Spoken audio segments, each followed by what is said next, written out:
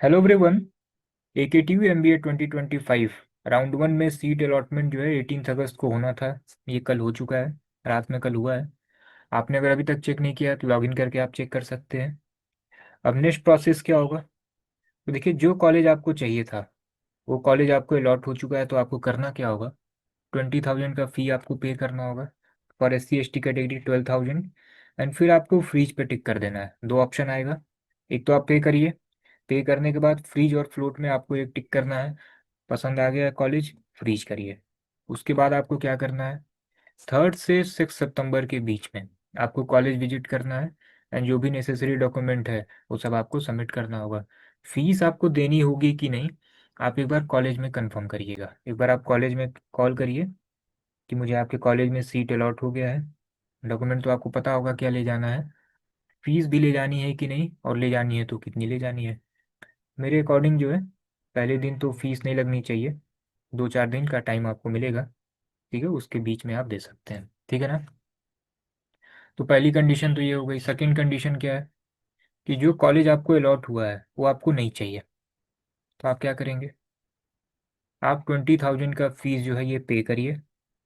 पे करने के बाद आपको फ्लोट पे टिक करना है। पेमेंट नेसेसरी है, ठीक है ना। तो फी पे कर दीजिए, फ्लोट पे टिक करिए। फिर सेकेंड राउंड में फिर से चॉइस फिल करिए।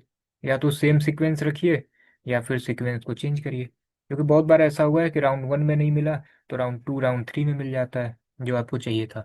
तो राउंड टू में आप पार्टिसिपेट करिए, फ्लोट पे टिक कर दीजिएगा। थर्ड कैटेगरी ऐसी है कि हो सकता है आपको कोई भी कॉलेज अलॉट ना हुआ हो। ऐसा उनके साथ हुआ होगा जिन्होंने केवल जो है एक दो ही कॉलेज सेलेक्ट किया होगा। तो आपके मार्क्स अगर उसके अकॉर्डिंग नहीं है तो आपको कुछ भी अलॉट नहीं हुआ होगा। तो आपको क्या करना है? फी पेमेंट का ऑप्शन आई थिंक आपको आएगा नहीं। आप राउंड टू में जाइएगा, फिर से चॉइस फिल करिएगा। इस बार थोड़े नंबर और अधिक रखिएगा। एंड फिर आपको जब कॉलेज अलॉट हो जाएगा, फी पे करना है, फिर फ्री और फ्लोट करना है। राउंड टू में एक बार वीडियो हम फिर से बना देंगे, ठीक है। तो ये तीनों कैटेगरी हो गई। एक कंडीशन और है।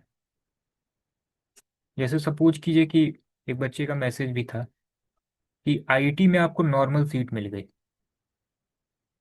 ठीक है, लेकिन आपको चाहिए आईटी में फी वेवर। तो आपको क्या करना चाहिए? राउंड वन में आपको आईटी में नॉर्मल सीट मिल गई है, फी वेवर सीट आपको चाहिए। तो आपको क्या करना चाहिए? यहाँ पे करके फ्रीज करना चाहिए या फ्लोट करना चाहिए? तो इसका मुझे एग्जैक्ट आइडिया नहीं है। मेरे अकॉर्डिंग जो है फी वेवर सीट जो है ना ये फुल हो चुकी होगी। तो आप जो है आईटी जो नॉर्मल सीट मिली है उसको लॉक कर दीजिए।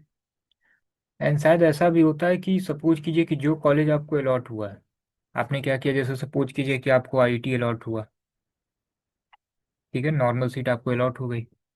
अब आपने 20,000 का फ़ी पे कर दिया, फ्लोट कर दिया। राउंड टू में आप फिर से आईटी फी वेवर के लिए जा रहे हैं। फिर सपोज कीजिए कि आपको ना मिले, तो लास्ट में क्या होगा? लास्ट में आपको आईटी की जो नॉर्मल सीट होगी ये रहेगी कि ये भी चली जाएगी, ठीक है ना। तो इसका मुझे एग्जैक्ट आइडिया नहीं है। आप एक बार कुछ वीडियोस देखिएगा। एंड कुछ भी आपको आइडिया लगे तो यूट्यूब के कमेंट सेक्शन में आप मेंशन कर दीजिए। अदर बच्चों के लिए भी हेल्पफुल होगा, ठीक है ना। तो ये तीन कंडीशन तो क्लियर है कि आपको अगर पसंद आ गया है कॉलेज तो फ़ी पे करिए, फ्रीज कर दीजिए, फिर कॉलेज विजिट करिए। नहीं पसंद आया बिल्कुल, फ़ी पे करिए, फ्लोट पे टिक करिए।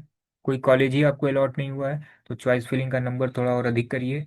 ऐसा तभी हुआ होगा जब आपने केवल एक या दो सेलेक्ट किया होगा कॉलेज। तो थोड़ा सा 5 या 6 10 कॉलेज सेलेक्ट करिए, फिर कुछ ना कुछ अलॉट हो जाएगा, ठीक है ना। तो ये तीन कंडीशन थी। फोर्थ कंडीशन ये है कि जो कॉलेज हमें अलॉट हुआ है अगर हम फ्लोट करते हैं, ठीक है, और राउंड टू में भी हमें वो कॉलेज ना मिले, राउंड थ्री में भी ना मिले, तो क्या लास्ट में जो हमें स्टार्टिंग में मिला होगा वो रहेगा कि नहीं रहेगा?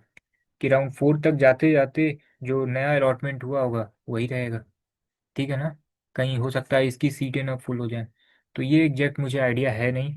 आप एक बार कंफर्म करिए कुछ अदर वीडियोस से भी, और कंफर्म हो तो आप एक बार कमेंट सेक्शन में बताइएगा, ठीक है ना।